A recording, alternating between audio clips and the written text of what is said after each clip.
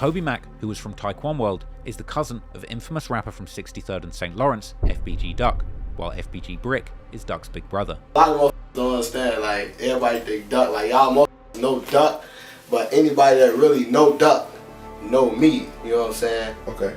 And I ain't get my name off rapping, you know what I'm saying? Just something I always had a passion for, you know what I'm saying? I started doing it, but that ain't where I got my name from. Okay. You know what I'm saying? I guess by Duck getting his name from rapping, being over famous and shit, motherfuckers see me and like, oh, that's Duck brother, but the motherfuckers that really know, you know what I'm saying, know what I be on and shit. And that's my little brother, you know what I'm saying? The little brother. The little brother, yeah, my big little brother. That's what's up. What I'm saying? Brick too was very close with Taekwon World and was often seen with Terry Barry and other members in his music videos. It's even theorized that Brick may have been the very person who actually gave TB T-Roy's location before he was killed. And fans believe this is actually why Brick was seen pictured with TB and Get Right around that time when those two were wearing the same clothes that they wore in the surveillance footage on the hit. The day after T-Roy was killed, Brick was heard in the back of FBG Duck's live stating how proud he was of Taekwon World that they had killed T-Roy. Duck would swiftly tell him to be quiet as he's on live before going on to pretend that he was just finding out that T-Roy is dead that moment from his chat. Yeah, look on them on here going crazy. They so happy. It been funny as hell because I know folks know proud. They got him out the way. I know them. I'm on live, G. Shut the f up. It's funny. Before you even get it, it just came on. But still, this Instagram, it deleted instantly.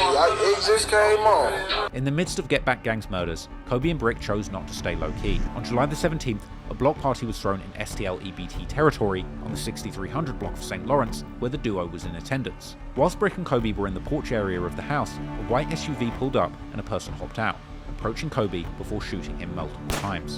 Brick was then chased in the alleyway next to the house, where he too was also shot several times, and both would end up losing their lives at the scene, with Brick supposedly being left on top of a fence that he had tried to jump over in an attempt to escape.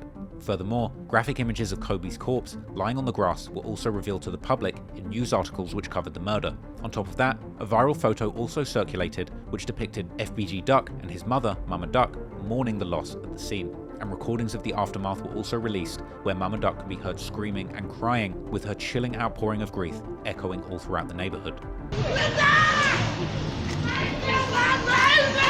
Mama Duck has since given more insight into how the double murder played out in numerous interviews. According to her, one car was waiting in front of the house where Coby was, whilst another car came behind the house, the direction where Brick was attempting to escape through the gangway. This all appeared to be a planned ambush, almost as if they knew that Brick would run that way. From witnesses and people who have told me that supposed to have been a car waiting in the back behind where they were standing, and then a car came up the one way, and they instantly shot Coby, and Brick tried to run and jump a gate and was shot in the back. And he was also, I'm assuming the way his autopsy report was, that as he was running towards the back, somebody was back there waiting on him.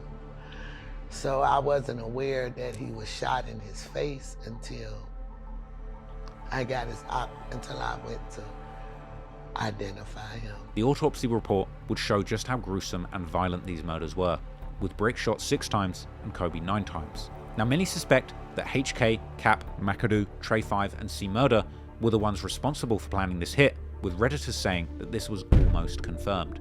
Some years later, C Murder would apparently be identified as the shooter of Brick in articles that detailed legal paperwork that had circulated after he was charged with the murder of FBG Duck. Brick's mother also believed that Cap was involved and even commented on a post claiming that he was implicated in killing Brick. Cap and Brick actually had a history of back and forths on Twitter just a month before this, where Brick can be seen insulting Cap and claiming that C-Day has no respect for Cap. Brick may have actually been telling the truth, as C-Day famously said that the ops should have killed Cap instead of Trix, which according to some rumours was due to a love triangle. Although the tweet could have likely just been C-Day's way of hinting that Cap was the one who had been hurting the ops the most, but in 2019, Cap would tweet again, disrespecting Duck and Brick. But Brick was not innocent in this war, and Mama Duck would later say in a live stream how people didn't even know the half of what he had actually done in the streets. I ain't finna sit here and act like motherfucker tell me something like you act like Duck was innocent. He the was compared to Brick. Y'all don't even know the motherfucking half, okay?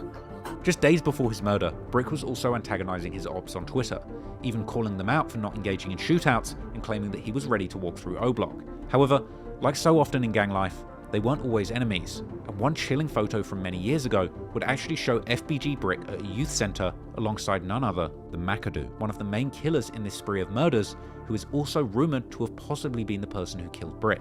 And just like with Cap, Brick had also had a history of escalating tension with McAdoo, claiming that after he had gotten shot in a previous incident, he choked McAdoo after Inky D and C-Day ran from him.